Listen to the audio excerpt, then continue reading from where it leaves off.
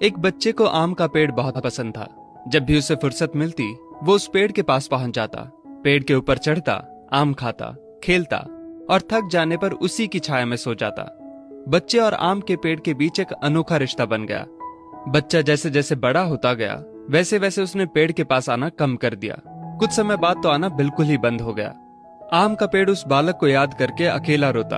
एक दिन अचानक पेड़ ने उस बच्चे को अपनी तरफ आते देखा और पास आने पर कहा, तू कहाँ चला गया था? मैं रोज तुम्हें याद किया करता था। चलो आज फिर से दोनों खेलते हैं। बच्चे ने आम के पेड़ से कहा, अब मेरी खेलने की उम्र नहीं है, मुझे पढ़ना है, लेकिन मेरे पास फीस भरने के पैसे नहीं हैं। पेड़ ने कहा, तू मेरे आम लेकर बाजार में बेच दे, इससे जो पैसे मिलेंगे उससे अपनी फीस भर देना। बच्चे ने आम के पेड़ से सारे आम तोड़ लिए और उन सब आमों को लेकर वहां से चला गया। उसके बाद वो फिर कभी दिखाई नहीं दिया। आम का पेड़ हर पल उसकी राह देखता रहता।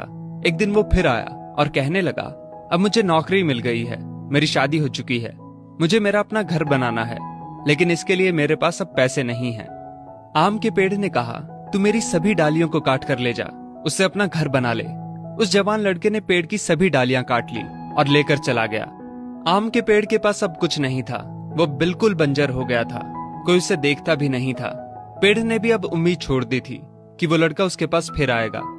फिर एक दिन अचानक वहां एक बूढ़ा आदमी आया। उसने आम के पेड़ से कहा, शायद आपने मुझे पहचाना नहीं, मैं वही बालक हूं जो बार बार आपके पास आता था और आप हमेशा अपने टुकड़े काट कर मेरी मदद करते थे। आम के पेड़ ने दुख के साथ कहा, पर बेटा मेरे पास अब ऐसा कुछ भी नहीं जो मैं तुम्हें दे सकूं। वृद्ध ने आंखों में आंसू लिए कहा, आज मैं आपसे कुछ लेने नहीं आया हूं, बल्कि मुझे आपके साथ जी भर के खेलना है, आपकी गोद में सिर रखकर सो जाना है। इतना कहकर वो आम के पेड़ से लिपट गया और आम के पेड़ की सूखी हुई डाली फिर से अंकुरित हो उठी। दोस्तों, वो आम का पेड़ और कोई नहीं बल्कि हमारे माता पिता हैं। हम जब छोटे थे तो हमें उनके साथ खेलना अच्छा लगता था, लेकिन जैसे जैसे हम बड़े होते चले गए उनसे दूर होते गए। पास भी तब आए जब कोई जरूरत पड़ी या कोई समस्या आन खड़ी हुई। आज कई माँ बाप उस बंजर पेड़ की तरह अपने बच्चों की राह देख रहे हैं, जाकर उनसे लिपटें, उनके गले लग जाएं। फिर देखना वृद्ध अवस्था में उनका जीवन फिर से अंकुरित हो उठेगा।